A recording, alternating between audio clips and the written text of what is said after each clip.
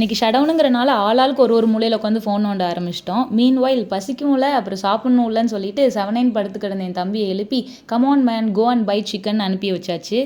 எல்லாரும் சும்மா இருந்தனால ஆளாளுக்கு நான் ஒரு டிஷ்ஷு நீ ஒரு டிஷ்ஷுன்னு கிச்சனுக்குள்ளே வந்துட்டோம்.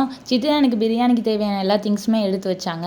மீன்வைல் அவங்களும் ஒரு குழம்பு பண்ணிட்டு வெங்காயம்லாம் செஞ்சு வைக்கலாம் அப்படின்னு சொல்லிட்டு இதே மிக்சரில் போட்டு மிக்ஸ் பண்ணி எடுத்துட்டாங்க. இன்றைக்கி என் தம்பி பண்ணுற டிஷ்ஷை எப்படியாவது கண்டுபிடிச்சே ஆகணும்னு சொல்லிட்டு நான் அவனை விட்டு நகரவே கிடையாது. குரலி வித்தெல்லாம் காமிச்சிட்டு இருந்தான். உள்ள ஃபேன் இல்லைன்னு வெளியே தூக்கிட்டு வந்துட்டு எல்லாத்தையும் ஆற வச்சுட்டு இருந்தான். என்ன தாண்டா பொடி போடுற அப்படின்னு கேட்டதுக்கு கிடைக்கிற எல்லா பொடியிலையும் கொஞ்சம் கொஞ்சம் போடு, டேஸ்ட்டு சூப்பராக இருக்குன்னு சொல்லிட்டான்.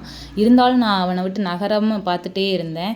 ஃப்ரீசர்லலாம் அந்த ஐஸ் கட்டியெல்லாம் கலண்டு வந்துருச்சு. இன்றைக்கி ஷடவுனுங்கிறனால அதையெல்லாம் எடுத்து இப்படி தான் மேரினேட் பண்ணுவேன் நான். அப்போ தான் வேகமாக மேரினேட் ஆகி செம்ம டேஸ்ட்டாக வரும்ன்ட்டு என் பாட்டுக்கு மிக்ஸ் பண்ணிகிட்டே இருக்கான். நீ பாட்டு மிக்ஸ் பண்ணு ராசா, எனக்கு பிரியாணி வைக்க வேண்டிய வேலை இருக்குன்னு நான் கிளம்பிட்டேன். இந்த தடவையாவது நல்ல டேஸ்ட்டான பிரியாணி வைக்கணும் நானும் எவ்வளவோ முயற்சி பண்ணுறேன். ஆனால் கடைசி தக்காளி சோறு மாதிரி தான் வந்தது. பட் இன்றைக்கி வீட்டில் எல்லாருமே பிரியாணி நல்லா இருக்குன்னு சொல்லியிருந்தாங்க. ஸோ அவ்வளோதான் கைஸ் இன்னையோட story. Okay bye, stay tune for the next video.